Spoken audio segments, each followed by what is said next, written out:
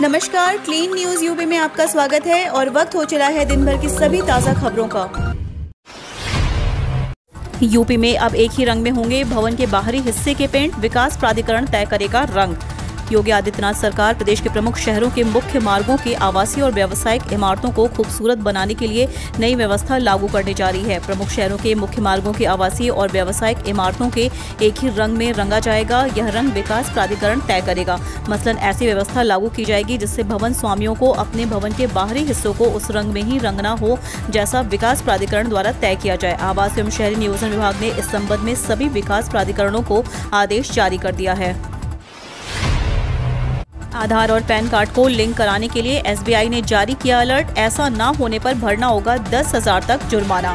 भारतीय state bank ने अपने ऑफिशियल ट्विटर अकाउंट से एक ट्वीट करते हुए अपने करोड़ों ग्राहकों को अलर्ट जारी किया है। अलर्ट के अनुसार ग्राहकों से 30 सितंबर 2021 से पहले अपने पैन और आधार को लिंक करने के लिए कहा गया है। ऐसा नहीं करने पर ग्राहक बैंकिंग सुविधा का लाभ नहीं उठा पाएंगे और उन्हें लेट फीस भी भरनी पड़ सकती है। यूपी बोर्ड की 10वीं और 12वीं कक्षा के रिजल्ट कब तक होंगे जारी, ये है latest update. Uttar Pradesh board 10वीं का परिणाम 2021 इस सप्ताह और यूपी बोर्ड 12वीं का रिजल्ट 2021 जुलाई के अंत तक घोषित किए जाने की संभावना है। बीजेपी कार्य समिति में सुझाव, कार्यकर्ताओं से बोले योगी, सरकारी योजनाओं का लाभ कार्यकर्ता नहीं लाभार्थी गिनाएं। उत्तर प्रदेश के मुख्यमंत्री योगी आदित्यनाथ ने भाजपा कार्य समिति की बैठक के समापन सत्र में कहा कि भाजपा सरकार में यूपी प्रत्येक योजना में नंबर 1 बना रहा। इन उपलब्धियों को लेकर एक सकारात्मक माहौल बनाने का प्रयास करना चाहिए। साथ ही मुख्यमंत्री ने कहा कि पूरा देश उत्तर प्रदेश कानून व्यवस्था का लोहा मान रहा है। भाजपा कार्य समिति की बैठक में योगी ने 2022 चुनाव को लेकर कार्यकर्ताओं में जोश भरते नजर आए। मिशन 2022 के लिए बीजेपी ने ढूंढ लिया है जीत का फॉर्मूला। यूपी चुनाव में यह होगी पार्टी की रणनीति। यूपी के पंचायत चुनाव में जीत का झलक दिखा चुकी भारतीय जनता पार्टी मिशन 2022 को लेकर कोई कसर नहीं छोड़ना चाहती है। कभी केवल सवर्णों की पार्टी माने जाने वाली भाजपा जीत की निरंतरता को बनाए रखने के लिए 2014 के लोकसभा चुनाव के बाद ही अपनी रणनीति में लगातार बदलाव करती दिखी है। हाल ही के समय में बीजेपी ने खुद को पिछड़ों की पार्टी के रूप में पेश करने का हर संकेत दिया है और उत्तर प्रदेश में अगले साल होने वाले विधानसभा चुनाव के मद्देनजर यह कहानी और भी अधिक महत्वपूर्ण हो जाती है। कभी सपा बसपा की वोट बैंक माने जाने वाली पिछड़ी जातियों में पिछले काफी समय से भाजपा ने भी सेंधमारी शुरू कर दी है। सीएम योगी बोले यूपी हर योजना में नंबर 1 बना रहा, सपा को लिया निशाने पर। उत्तर प्रदेश के मुख्यमंत्री योगी आदित्यनाथ ने कहा कि भाजपा सरकार में उत्तर प्रदेश हर योजना में नंबर 1 बना रहा। इन उपलब्धियों को लेकर एक सकारात्मक माहौल बनाने का सार्थक प्रयास होना चाहिए। पूरा देश यूपी की कानून व्यवस्था का लोहा मानता है। मुख्यमंत्री भाजपा कार्य समिति की बैठक के समापन सत्र में बोल रहे थे। मुख्यमंत्री ने कहा कि कानून व्यवस्था की स्थिति बेहतर हुई है, सिस्टम तो वही है, सब कुछ वही है, कुछ चेहरे बदले हैं और उसने बदलाव करके दिखा दिया। निवेश की झड़ी लगी है। जिन उद्योगपति ने यूपी में नहीं आने का संकल्प लिया था वह अब यहाँ आ रहे हैं। मुख्यमंत्री ने कहा कि 1950 में जब यूपी का गठन हुआ उस समय राज्य का प्रति व्यक्ति आय राष्ट्रीय औसत से अधिक था। 1950 से 2017 तक आते आते प्रति व्यक्ति आय राष्ट्रीय औसत का 1/3 रह गया। 4 साल में हम राष्ट्रीय औसत के करीब पहुंच रहे हैं। यूपी विधानसभा चुनाव के लिए वोटर लिस्ट की तैयारी शुरू, युवा और महिलाओं पर फोकस।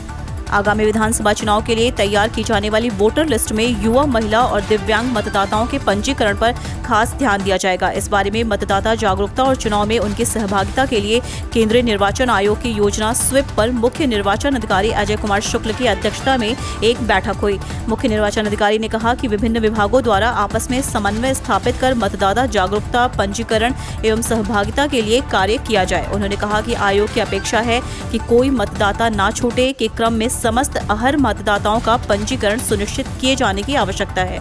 वर्तमान में मतदाता सूचियों के निरंतर पुनरीक्षण की कार्यवाही गतिमान है, जिसमें युवा मतदाता 18 से 19, 19 से 30 आयु वर्ग के मतदाता, महिला मतदाता तथा दिव्यांग मतदाताओं के पंजीकरण पर विशेष ध्यान दिए जाने की आवश्यकता है।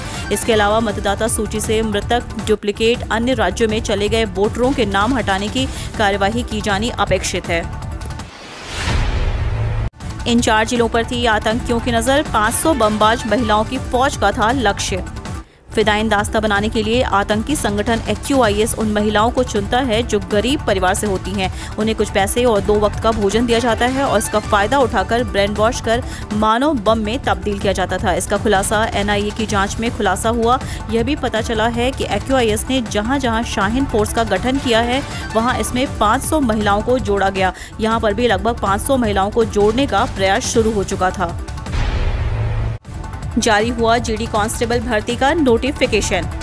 SSC ने कांस्टेबल के पद पर 25,000 से ज्यादा वैकेंसी निकाली हैं। इच्छुक उम्मीदवार आज से इन पदों के लिए आवेदन कर सकते हैं। 10वीं पास और 18 से 23 वर्ष के बीच आयु के युवा इन पदों के लिए आवेदन करने के योग्य हैं। ये भर्तियां सीमा सुरक्षा बल, केंद्रीय औद्योगिक सुरक्षा बल, भारत तिब्बत सीमा पुलिस, सशस्त्र सीमा बल और सेक्रेटेरिएट सिक्योरिटी फोर्स और असम राइफल्स में राइफलमैन के लिए निकली हैं। इच्छुक और योग्य उम्मीदवार https://ssc.nic.in पर जाकर ऑनलाइन आवेदन कर सकते हैं। आवेदन की अंतिम तिथि 31 अगस्त 2021 है। ऑनलाइन फीस जमा कराने की अंतिम तिथि 2 सितंबर और चालान से फीस जमा कराने की अंतिम तिथि 7 सितंबर है।